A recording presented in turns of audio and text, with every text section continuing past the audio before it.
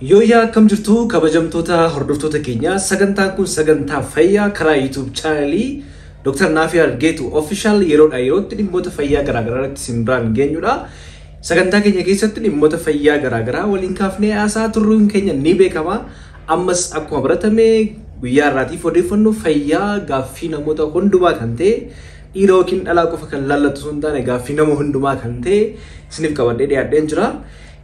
Hanga xumura sagantaa keenyatti nu hordofaa isiniin jenna. Tarii namoonni haaraan dhuftan yoo jiraattan namoonni maamila hin taane gatii kaardii tokko malee subscribe gochuudhaan maamila ta'a. Guyyaadha guyyaatti odeeffannoo fayyaa dhimmoota garaagaraatti simbiraan geenyu hordofaa isiniin jenna. Akkasumas immoo odeeffannoo nuti isiniif gadhiifnu dafee akka simbira gahuudhaaf mallattoo bilbilaa yookiin notification bell kan jettu sana tuquudhaan all notification irra godhaa. Hanga xumura sagantaa keenyatti nu hordofaa isiniin jenna. Nu hordofaa. Egaan kabajamtoota hordoftoota keenya Dr. Nafyad geetu har'a sagantaa fayyaa keenya irratti isinii wajjin tura. Sagantaa keenya guyyaa irraatiin dhimmi har'a akkaratti ilaallu barbaade waa'ee fedhii dhabuu wal-qunnamtii saalaa. Low libido jenna jechuudha. Fedhii dhabuu dubartoonni maaliif wal-qunnamtii saalaa fedhii dhabuu? Yeroo wal-qunnamtii saalaa maaliif fedhii dhabuudha? Tarii keessiin kun keessi salphaa fakkaachuu danda'a. Nama mudanne jechuu dandeessu. Nama kamiyyuu kan mudachuu danda'a. Yeroo kamittuu nama kamiyyuu mudachuu kan danda'udha. Akkuma beekamu wal-qunnamtii saalaa keessuma gaa'ila keessatti miira uumaan keenya Rabbi eebbisee namaaf kennedha. Abbaan manaa fi haadha manaa tokko even jaalala isaaniillee kan jabeessu keessaa tokko wal-qunnamtii saalaati. Akkasumas immoo dhalli namaa walhoraa baay'achaa dhufee kan addunyaa kanarra guute karaa ittiin ilmaan keenya sanyii keenya baay'ifannu keessaas tokko akka ta'e hundumti keenya beekna. Egaa yeroo baay'ee maatii gidduutti keessumaa abbaa manaa fi haadha manaa gidduutti wal dhabdee kan uumu keessaa tokko wal-qunnamtii saalaati. Tarii salphaa fakkaachuu danda'a, baay'een keessan geessanii argitanii ta'uu danda'a, kaan immoo hin geenye ta'uu danda'a. Fedhii wal-qunnamtii saalaa maal turrisame? Fedhii wal-qunnamtii saalaa dubartootaa maal turrisa? Keessi kun kan dubartootaa qofa jettanii dhiisuun qabda warra dhiyootaas tarii hiriyaa qabaachuudhaan qabdu, abbaa manaa haadha manaa qabdu. Kanaaf haati manaa keessan yookiin hiriyaa keessan fedhii ishee maaltu hir'isa? Fedhii wal-qunnamtii saalaa maaltu gadi buusa? Akka isheen fedhii hin qabaanne kan godhu maali kan jedhu kan waliin ilaaltu ta'a jechuudha. Akkuma beekamu fedhii wal-qunnamtii saalaa hin qabdu taanaan dubartiin tokko wal dhabdee mana gidduutti maatii gidduutti uumamuu danda'a.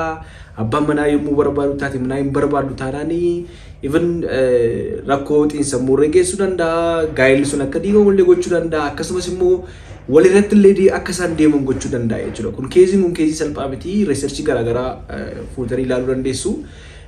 Abbootiin manaa fi haati manaa kan isaan walii kan keessaa tokko wal-qunnamtii saalaa irratti wal gammachiisuu dhabuudha. Wal-qunnamtii saalaa irratti wal gammachiisuu dhabuun kanallee ni dabalata jechuudha. Mee fedhii wal-qunnamtii saalaa maal turrisa kan jedhu kan walii ilaalu jettaa jechuudha. Akkuma beekamu qorannoon garaagaraa qorannoon tokko kan jedhutti dubartoota 100 keessaa dubartoonni 40 fedhii wal-qunnamtii saalaa akka hin qabne qorannoon tokko ni ka'a. Kanneen keessaa parsantii 10-12 yookiin immoo dubartoota 10-12 kan ta'anii baay'ee kan isaan yaaddesse fedhii dhabuun kun baay'ee kan isaan yaaddesse ta'uusaa qorannoon tokko ni ka'a jechuudha. Kun immoo ofitti amanummaa isaanii gadi buusaa akkasumas immoo jaalala maatii gidduu jiru xiqqoo gadi buusuu danda'a. Baay'ee akka isaan gaddan gochuu danda'a. Rakkoo garaagaraaf saaxiluu danda'a baay'ee. Mee har'a guyyaa irra kaa'u ilaallu fedhii wal-qunnamtii saalaa maaltu gadi buusa kan jedhu ilaalla. Isa dura garuu wanti hundumtuu fakkeenyaaf to'ataa qaama keenya guutummaa kan ta'e sammuudha. Sammuu keenya jechuudha. Sammuu keenya keessaa keemikaalonni garaagaraa gadhiifaman jiru. Keemikaalonni kanneen akka seerotoniin, doopaamiin kan jedhamanii. Keemikaalonni kunniin fedhii wal-qunnamtii saalaa namaa irratti illee effektii dhiibbaa yeroo isaan qaban argina jechuudha. Fakkeenyaaf wantoonni garaagaraa doopaamiiniin sammuu keessa jiru yommuu hir'atu, yommuu gadi bu'u, yookiin immoo doopaamiin kan jedhamu keemikaalli sammuu keessa jiru wantoota gadi buusan akkasumas immoo wantoota seerotoniinii qaama keessa jiran ol kaasanii yookiin immoo sammuu keessa kan jiran seerotoniinii sammuu keessa jiru yommuu dabalu yookiin immoo doopaamiiniin sammuu keessa jiru yommuu hir'atu keemikaalonni kunniin dubartiin tokko fedhii dhabuu dandeesse jechuudha. Gama saayikooloojikaalii diippilii keessa gallee naasumna akka hawaasaaf ta'utti wantoota akkamiin namatti fida kan jedhudha. Hypoactive sexual disorder kan jennu jira. Actually dubartoota keessatti kuni akkaataa itti diagnoositu akkaataa itti ilaaluu mataa isaanii qabaata. Garuu mee fedhii wal-qunnamtii saalaa dubartoota maaltu hir'isa jalqaba irratti? Maaltu hir'isa? Wantoota ammas hin jenne fakkeenyaaf amma keemikaalota kanneen jeeqan ta'uu danda'a akkasumas immoo wantoota saayikoloojikaalii wantoota bakkeedhaan mul'atan wantoota keessa keenya fedhii wal qunnamtii saalaa hir'isuu danda'a jechuudha. Kuni wantoota keessa dubartootaa jiran environmental factors kan jedhu wantoota naannoo jiraatan illee dabalatee jechuudha. Mee bakka lamatti qoonnee ilaalla. Kanneen keessaa psychological factor kan jedhu jira. Rakkoowwan xiinsammuutiin wal qabatan. Rakkoowwan kunniin maal fa'i? Rakkoowwan xiinsammuu wal qabatan kunniin dhiphina hamaa ta'uu danda'a, hirriba yeroo dheeraadhaaf dhabuu ta'uu danda'a, rakkoo mukuu hamaa depression and anxiety kan jennu jechuudha. Rakkoon kun dubartiin tokko baay'ee mukuu hamaa qabdi taanaan anxiety kana qabdi taanaan keemikaalli sammuu ishee keessa jiru kunniin ni jeeqama jechuudha. Yeroo kana fedhii akka isheen dhabdu godha. Fedhii hin qabaattu abbaan manaa yommuu barbaadu fedhii hin qabdu yookiin immoo sababa garaagaraa dhiyeessiiti jalaa hin miliquudhaafi yeroo takka bataan na dhukkuba garaan na dhukkuba dugda na dhukkuba jechuu danda'u. Fedhii man qabdu dubartiin tokko wal qunnamtii saalaa gochuufis waa'ee isaa yaaduufis waa'ee isaa dubbachuuf illee abbaa manaa yookiin hiriyaa jechuudha. Kanaaf rakkoowwan xiinsammuu wal qabatan fakkeenyaaf dhiphina hamaa yookiin immoo sababa garaagaraa dhiphina hamaa sin qunnamuu danda'a, mukuu hamaa sin qunnamuu danda'a. Kun fedhii wal qunnamtii saalaaf dubartiin tokko qabdu gadi buusuu danda'a jechuudha. Kana qofa osoo hin taane rakkoowwan ilaalcha isaan qaama isaaniitiif qaban mataa isaanii fakkeenyaaf amma ani kana booda dubartoonni tokko yeroo baay'ee maallaa erga da'anii booda ani dee'eera abbaan manaa koo kana booda waan na jaallatu miti kan jedhan jiru. Kaan immoo boci qaama saalaa kootii qaamni saalaa koo baay'ee guddaadha, qaamni saalaa koo xiqqaadha, dhiphaadha, bal'aadha jedhanii kan dhiphatan baay'een isaanii jiru jechuudha. Qaama isaaniitti kan satisfaayi hin taane yookiin immoo sheeppii bareedaan qabu sababii kanaaf abbaa manaan kun jibba jedhanii saayikoloojikaalii dubartoonni baay'ee yeroo isaan kanaaf saaxilaman ni argina jechuudha. Tariitii immoo tokko maalla rakkoowwan fakkeenyaaf dubartii yeroo wal qunnamtii saalaan goona yoo ta'e immoo qaama ishee ilaalte illee fedhii dhabaa deemuu dandeessi jechuudha. Fakkeenyaaf amma qaamni koo wanti addaa qaama ishee irratti yoo mul'ate yeroo baay'ee wantoota addaa qaama saalaa dubartoota irratti yeroo mul'atu dubartoonni keenya mana yaalaa naqanii kun immoo dhiibbaa isaanirraan ga'uu danda'a jechuudha. Ilaalamuun baay'ee barbaachisaadha.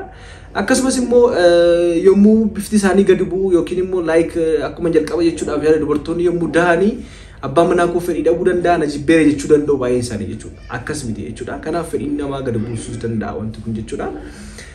Inni kan biraayee relationship rakkoo hariiroo abbaa manaa waliin qaban yookiin hariiroo hiriyyaa waliin qabdan.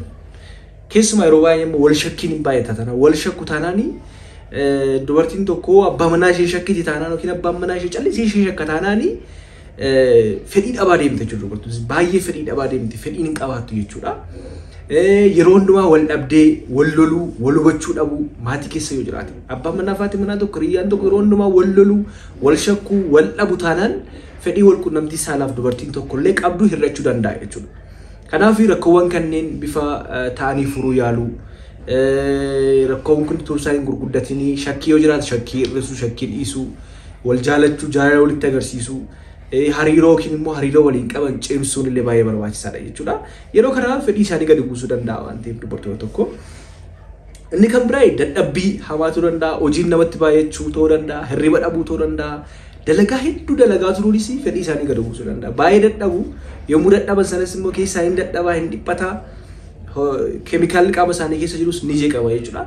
Kanaaf asirratti waan jechuu barbaadu dubartoonni dadhabbina hojiirraa kan ka'e wantoonni kun sin mudachuu danda'a waan ta'eef yeroo tokko boqonnaa fudhachuun baay'ee barbaachisaadha jechuudha. Inni kan biraa yoo ilaalle rakkoowwan qaama wal qabatan jalqaba kaafneerraa fiizikaal rakkoowwan naannoo qaama saalaa wal qabatan ta'uu danda'a. Fakkeenyaaf amma qaama saalaa keessa naannoo qaama saalaa wantoonni jiran yookiin pelvic organ prolapse kan jennu qaamonni qaama saalaa keessa jiran jijjiiru fakkeenyaaf amma tariitii ujummoo fincaanii ta'uu danda'a. Sababa garaagaraa kan ka'e yeroo isaan bakka isaanii gadhiisanii gadi bu'an jiraachuu danda'a. Prolapse kan jennu keessumaa namoota gurguddooti beekamaadha kuni. Naannoon qaama saalaa dhukkubuu yookiin madaa'us ta'uu danda'a. Wantoota kanneen illee dabalatee ta'uu danda'a jechuudha. Yoo akkas ta'e yaalamuun baay'ee barbaachisaadha. Inni kan biraa medical condition medication kan jennu yookiin immoo rakkoowwan fayyaa qaama keessaa yookiin immoo qorichoonni tokko illee fedhii wal qunnamtii saalaa gadi buusuu danda'u. Fakkeenyaaf amma dhibeewwan kanneen akka diabetes mellitus kan jennu yookiin immoo dhibeen sukkaaraa narvii irratti dhiibbaa waan geessisuu fi yookiin immoo narvii irratti waan dhiibbaa geessisuu fi fedhii akka isaan dhaban gochuu danda'a yookiin senseeshinii akka isaan hin qabaanne gochuu danda'a. inni kan biraa immoo rakkoowwan narvii wajjin wal qabatan neurological disorders kan jennu rakkoowwan narvii garaagaraas rakkoowwan kanneeniif saaxiluu danda'a jechuudha. Dhibee kanneen yaalamuun baay'ee barbaachisaadha. Dhibee sukkaaraa namoonni dubartoonni dhibee sukkaaraa qaban fedhiin isaanii kan kanaan duraa gadi bu'uu danda'a jechuudha. Kan biraa qorichoonni tokko tokko fakkeenyaaf amma qorichoonni kanneen akka mukkoo hamaadhaaf kennamanii antipsychotic drugs yookiin immoo qorichoonni kan biraas ni jiru. Qorichoonni kunniin rakkoo kana fiduu danda'u jechuudha. Yookiin immoo fedhii saalqunnamtii dubartoonni saalqunnamtiif qabanii gadi buusuu danda'a jechuudha. Kan biraa qorichoonni kanneen akka yeroo tokko tokko dubartoota tokko tokko irratti ni argina piilsii isaan fayyadaman yookiin immoo qoricha mala ittisa gadameessaaf fayyadamanii piilsiin kuni fedhiilee xiqqoo gadi buusuu danda'a. Fedhii saalqunnamtiif qaban dubartoonni tokko gadi buusuu qaba jechuudha. Kanaaf gabaabadhumatti wantoonni kunniin wantoota fedhii saalqunnamtii dubartootaa gadi buusanidha. Maal gochuu qabu kan jedhuu fi akkuma jalqabarratti yaasnee tuqaawwan muraasan kaasa. Hariiroo abbaa manaa wajjin qaban qabaachuu, kan biraan immoo sensee teeraapii kan jennu jira. Yeroo baay'ee fakkeenyaaf amma dubartiin tokko qaamni saalaa ishee yommuu qunnamtii saalaa ni dhukkuba yoo ta'e waa'ee dhukkubbii qaama saalaa hojjedhan jira viidiyoo ilaaluu dandeessu. Sababa garaagaraadhaan kan ka'e dubartiin tokko qaamni saalaa ishee dhukkubuu danda'a. Yeroo biraa bal'inaan isinii ibsuu nan danda'a. Dhimma kanarratti dhukkubbii saalqunnamtii kana sodaachuudhaan kan ka'e ta'uu danda'a. Sensee teeraapii kan jennu abbootii manaadhaa fi yeroo baay'ee daayirektii yeroo baay'ee gara walqunnamtii saalaatti tun deemin dura yaa iddoo tokko tokko qaqqabuu harmaa dhungachuun jira bakka qaama ishee kakaasuu danda'u fedhii ishee kakaasuu danda'u stimulate gochuu danda'u wantoota kanneen qaqqabuun baay'ee barbaachisaadha. Yeroo warm up yookiin kissing time kana qabaachuun barbaachisaadha jechuudha. Inni kan biraan immoo yoo danda'ame ifaan ifeetu walqunnamtii saalaa godhanii baay'ee gaariidha. Uffata jala galuun hin barbaachisu tariitii fooliin garaagaraa jechuun xiqqoo foolii qabaachuu danda'a wantoonni qaama saalaa keessaa ba'an jechuun foolii addaa ta'ee osoo hin ta'in ho'a keessatti gochuun gaariin ta'u waan ta'eef firii ta'anii fedhii isaanii immoo walitti himachuu abbaan manaa fi haati manaa gidduu hiriyaa gidduu fedhii isaanii walitti himachuun baay'ee barbaachisaadha. Waliin mari'achuu qabu. Taa'ii sababii dadhabinarraa kan ka'e jidduu siteetti himuu qabdi. Malee bakka sireetti dhaqanii wal loluun barbaachisu jechuudha. Kanneen kana gochuun baay'ee gaariidha. Kan biraan immoo hariiroo gaarii qabaachuu, dhiphina hir'isuu, hirriba gahaa rafuu, sochii qaamaa gochuun illee barbaachisaadha. Sochii qaamaa gochuu fakkeenyaaf amma deep breathing kan jennu qilleensa dheeraa keessatti baafachuuf baasuun mataan isaa sochii qaamaa yoogaa kan jennu kanneen ilaaluu dandeessu baay'ee keessa yoogaa exercise jettanii YouTube irra argitanii isinitti agarsiisa. Sochiiwwan qaamaa gochuun sammuu ofii boqochiisuu kanneen kana gochuun baay'ee barbaachisaadha. Rakkoowwan fayyaa qaama wal qabatan yookiin qorichaa wal qabatan yoo jiraatan immoo kan xiinsammuu wal qabatan kan biraa dhiphinni hamaa fa'aa mana yaala deemanii gorsa ogeessa yaala fayyaa fudhachuun baay'ee barbaachisaadha jechuudha. Kanaaf wantoota kanneen gochuudhaan hir'isuu ni danda'ama. Kaawuzii isaa yookiin immoo sababa isaa yoo barree ofirraa ittisuun baay'ee salphata jechuudha. Kanaaf wantoota kanneen gochuudhaan hir'isuun barbaachisaadha. Kan biraa darbee gorsoonni garaagaraa wantoota kanneen gootanii yoo ammallee fedhii dhabde dubartiin tokko rakkoo garaagaraa ta'uu danda'a. Kan biraa dubartiin tokko akkuma beekamu yommuu isheen umuriin ishee waggaa 45 booda ta'u yookiin laguun irraa dhaabbatu menopause kan jennu yeroo sana fedhii dhabaa deemtii hormoon qaamni saalaa ishee goggoguu danda'a waan ta'eef wantoonni kunniin fedhii isaanii gadi buusuu danda'a jechuudha.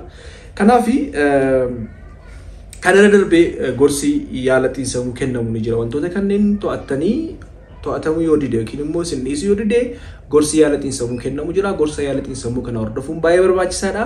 Akkasumas immoo qorichoonni tokko tokko kanneen kennaman ni jiraatu. Mana yaala deemanii kontaakti gochuun baay'ee barbaachisaadha isiniin jechuun barbaada. Egaa kabajamtoota hordoftoota keenya waa'ee fedhii dhabuu walqunnamtii saalaa dubartoota ilaalchisee gabaabsee wantoota isiniif kaa'uu barbaade kana fakkaata. Gaaffii yoo qabdan ammallee gaafadhaa. Sagantaa biraan deemnee wal argina. Fayyaan dhabina.